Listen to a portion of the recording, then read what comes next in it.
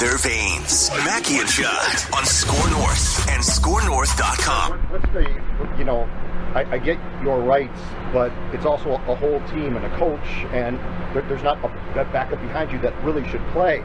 So how do you weigh that? Because it's not just you, it's you playing for the Vikings, Zimmer, your teammates, the state.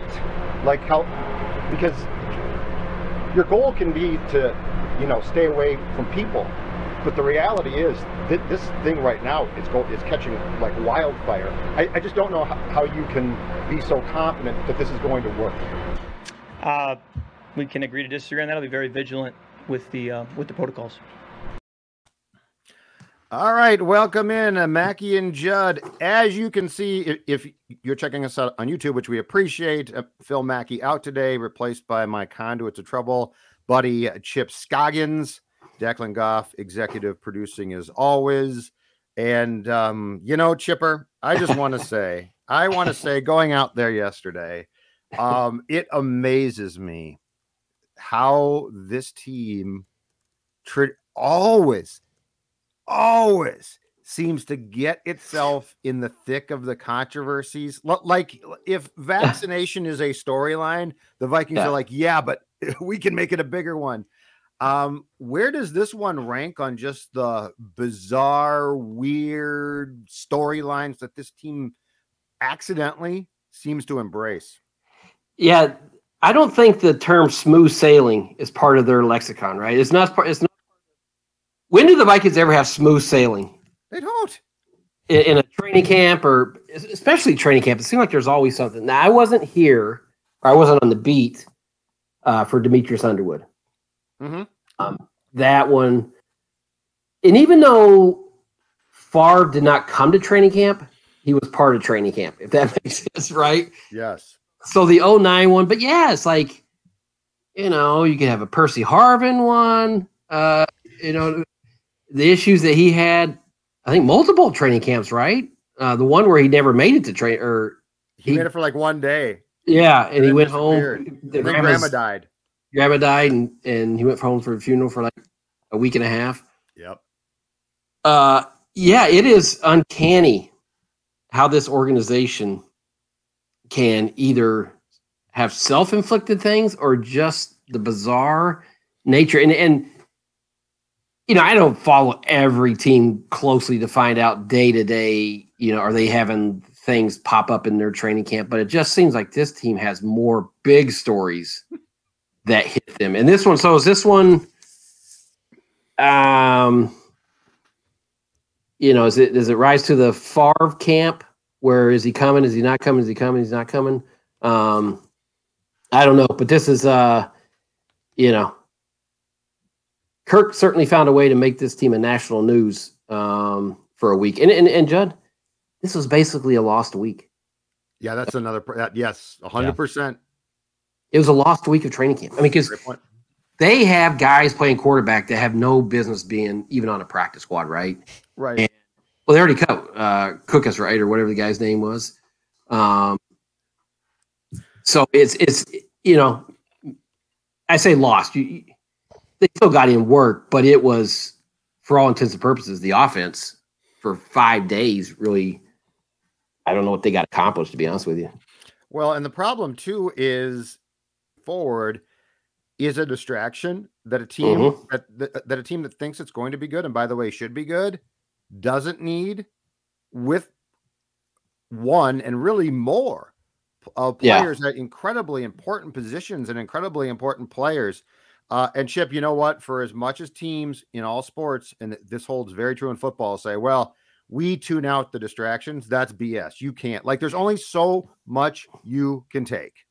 Well, especially if you don't have your quarterback there. I mean, this was a distraction, and you have assistant coaches having to take snaps during drills because they don't have enough quarterbacks the day, the Monday we were out there. So yeah, it absolutely affects a team to some degree. You can't say it doesn't. And the thing with this one, Judd, is it's not something like that's going away. Right. You could say, okay, Jeff Gladney, he's been released. Okay. Exactly. We're not going to mention Jeff Gladney again, probably, other than, hey, that was a waste of first round pick. And but this one is like, you're almost it's going to be a season-long narrative or something that's hanging over because I'm sure internally they're probably on pins and needles just waiting for another thing like this to happen during a season. I've heard that there is a lot of people in that building who are very unhappy. Well, they should be. And I don't blame, yeah, right. Because and Chip, so our whole thing on this show for a week, if not more, has been this too. This isn't a political thing for us, a religious thing for us. This is a purely football thing because the Vikings are supposed to be good. And look, the thing about my long question to Kirk yesterday that stood out where nobody jumped in and was like, hold on a second here, was I literally said, there's nobody else on this team who's capable of playing quarterback other than you. And like Kirk didn't be like, well, Jake Browning's done really well. I mean, he's like, you're right. You're right. So, yep. I mean, God forbid Jake Browning, who seems like a nice young man who is diligent and works hard, but if he has to face the Packers or the Bears or the 49ers or the Rams or anybody, right, you're in trouble. And what I've tried to explain is it's not so playing quarterback in this league is something that the good ones make look simple, but simple things like running the huddle and handing off the football in a National Football League game when, let's say, Aaron Donald is lined up across from you are not simple. They make them look simple because they're good, but wait till you see a guy like poor Jake who might be like, oh my God, what am I going to do here? Yeah, I mean, it's like nobody wants him to. I mean, everybody loves Jake Browning because he looked good in a scrimmage, right, with no pads. Let's slow down on that one, and that is the, you mentioned it, and I was out there. My week is kind of screwed up because I took a kid to college, but Monday, I think it was, Monday. That organization is frustrated beyond belief. Coaches, I think executives, because let's be honest, Judd, this is a pivotal year. This is kind of a pivot year for this organization, I think, for Zimmer, Cousins, a lot of, a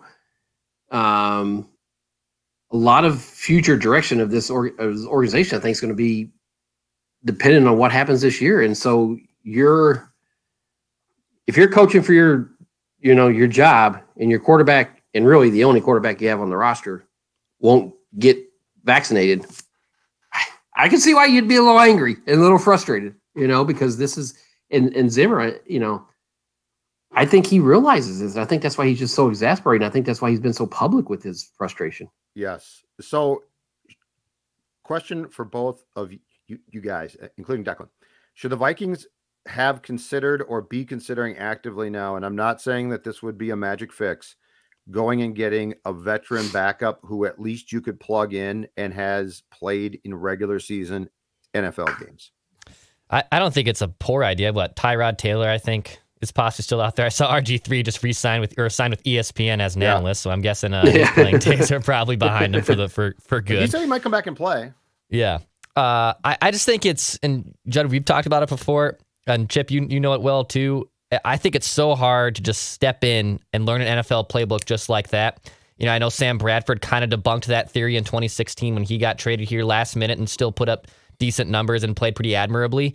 But I just don't know if there's really anyone else out there right now that you can just bring in and feel confident about it. Like, we make fun of Jake Browning, and, if he has to start 16 games, this team's in some serious trouble.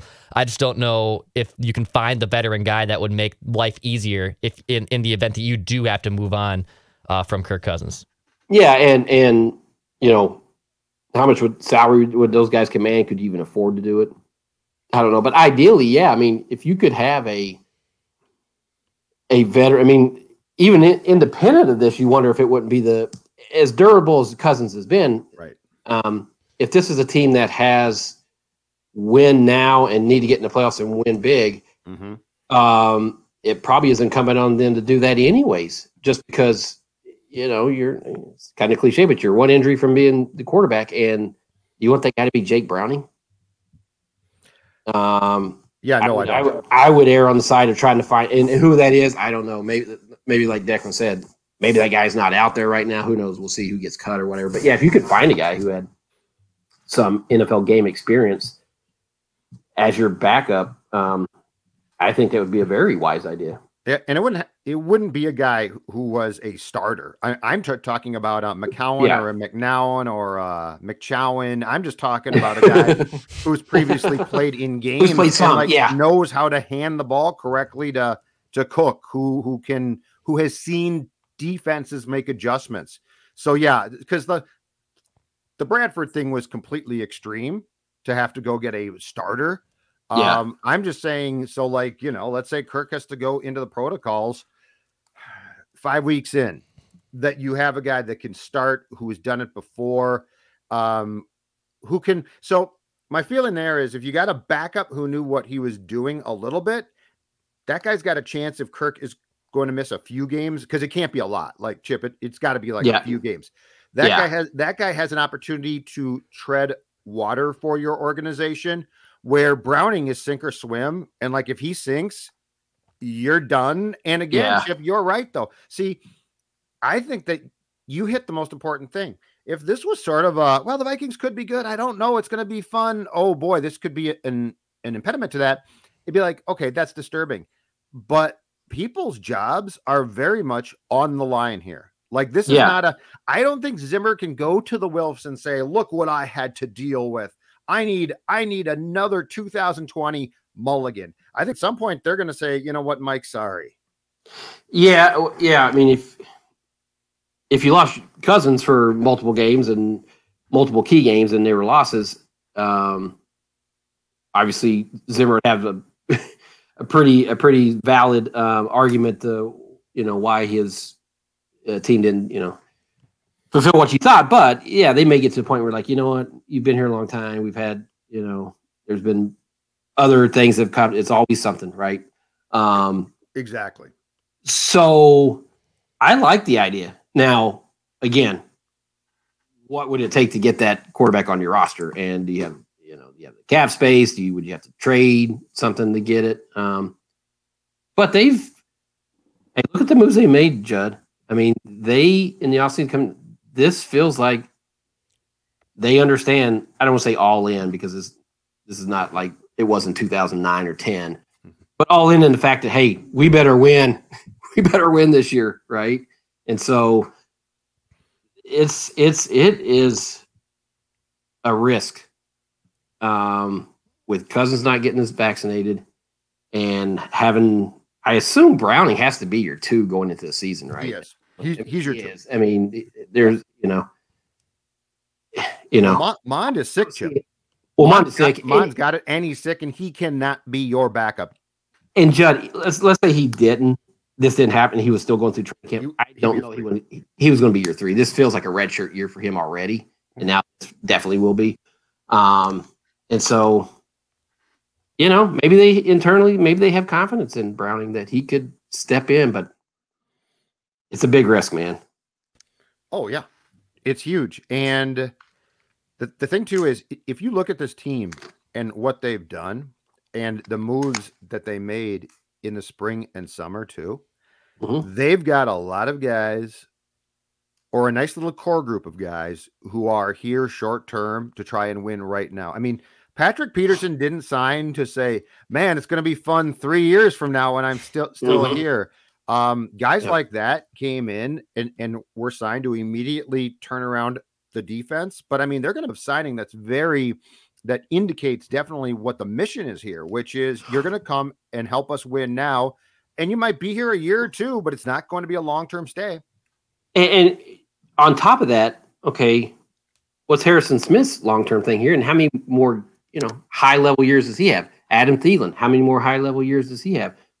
Dalvin Cook, as great as he is, and you paid him a big contract, there's only so many really great years in a running back. I mean, the number of carries are going to add up. And so that's what we're talking about. This window right now is now. I mean, you're right. They're not looking, for one, because the GM and coach, I don't think, can look 4 years out. I mean, the GM has to, but that's why this feels like a pivot point year for this organization, kind of determine which way they're going to go.